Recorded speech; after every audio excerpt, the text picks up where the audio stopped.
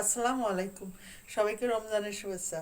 তো আজকে আবার চলে আসলাম আপনাদের মাঝে আরেকটি রান্নার ভিডিও নিয়ে। আজকে আমি রান্না করব করলা দিয়ে আলু ভাজি আর সাথে লাউ দিয়ে তেলাপিয়া মাছ। তো এই তো দেখুন বাজার থেকে টাটকা তরতাজা তেলাপিয়া মাছ কিনে আসছে। আমি মাছটা কেটে ধুয়ে সুন্দর করে রেখে দিয়েছি। আর এই লাউটা আমাদের গাছের লাউ, গাছের টাটকা লাউ। আজকে এই লাউটা দিয়ে আমি এই মাছটা রান্না করব। তো রান্নাটা শুরু থেকে শেষ পর্যন্ত দেখতে থাকুন। প্রথমে আমি লাউটা সুন্দর করে কেটে নিব। এই তো লাউটা সুন্দর করে কাটা হয়ে গেছে। এখন আমি কিভাবে রান্না করব সেটা শুরু থেকে শেষ পর্যন্ত দেখতে থাকুন। তো এই লাউটা আমি রান্না করব সম্পূর্ণ অন্যরকম করে।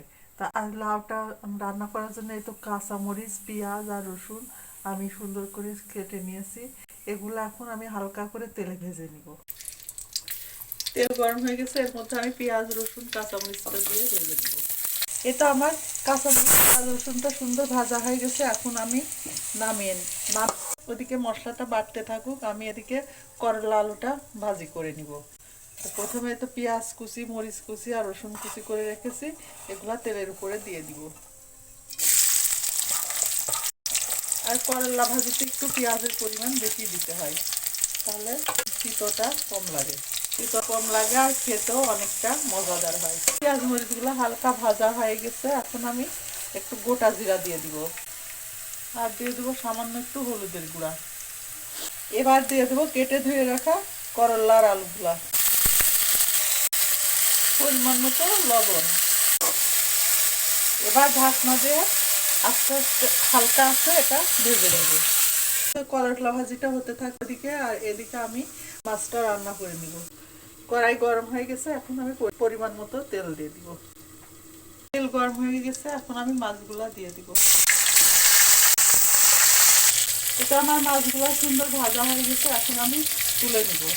এ তো আমার করলা আলুটা ভাজি করা হয়ে গেছে, আমি এখন নামিয়ে নিব। এ তো মাছ ভাজা হয়ে গেছে, এখন আমি এই তেলের মধ্যে ভেজে রাখা পেঁয়াজ, মরিচ, রসুন এগুলা দিয়ে দিব। এই মশলাটা তো ভেজেই নিয়েছি, তাই বেশিক্ষণ কষাবো না। হালকা করে কষিয়ে নিয়ে হালকা একটু হলুদের গুঁড়া, একটু ধনিয়ার গুঁড়া। লাউয়ের তরকারি কাঁচামরিচ আর যতটা মশলা কম দিবেন ততটাই ভালো লাগবে। পরিমাণ মতো লবণ। তো মশলাটা সুন্দর কষানো হয়ে গেছে, এখন আমি কেটে ধুয়ে রাখা লাউগুলা দিয়ে দিব। এবার কিছুক্ষণ ঢেকে কষিয়ে নেব। আর লাউ থেকে অনেক পানি বের হয়, এই পানিতে সিদ্ধ হয়ে যাবে।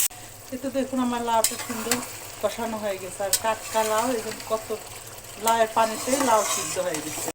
এখন আমি পরিমাণ মতো পানি দিয়ে দেবো। যেহেতু লাউটা সুন্দর গলে সিদ্ধ হয়ে গেছে, তাই আমি একসাথে মাছগুলাও দিয়ে দিব। এবার ঢাকনা দিয়ে কিছুক্ষণ রান্না করে নিব। এটা আমার লাউ দিয়ে তেলাপিয়া মাছটা রান্না হয়ে গেছে, এখন আমি নামিয়ে নিব। এবার আমি উপর থেকে কিছুটা ভাজা জিরার গুঁড়া ছড়িয়ে দিব। তা আপনাদের যদি এই রেসিপিটা ভালো লাগে তাহলে একদিন এভাবে এই রেসিপিতে লাউ রান্না করে খেয়ে দেখবেন, খেতে অনেকটা সুস্বাদু হয়। আর লাউয়ের তরকারি যতটা হালকা মশলায় রান্না করবেন ততটাই সুস্বাদু হবে। তো এটা আমার লাউ দিয়ে তেলাপিয়া মাছ আর এদিকে করলা দিয়ে আলু ভাজি হয়ে গেছে। তো রান্নাটা যদি ভালো লাগে তাহলে লাইক, কমেন্ট, শেয়ার দিয়ে পাশে থাকবেন। আর আমার ইউটিউব চ্যানেলটা সাবস্ক্রাইব করে দিবেন। আজকে এ পর্যন্তই। আগামীতে আবার কোনো নতুন ভিডিও নিয়ে আপনাদের মাঝে উপস্থিত হব। আল্লাহ হাফেজ। আসসালামু আলাইকুম।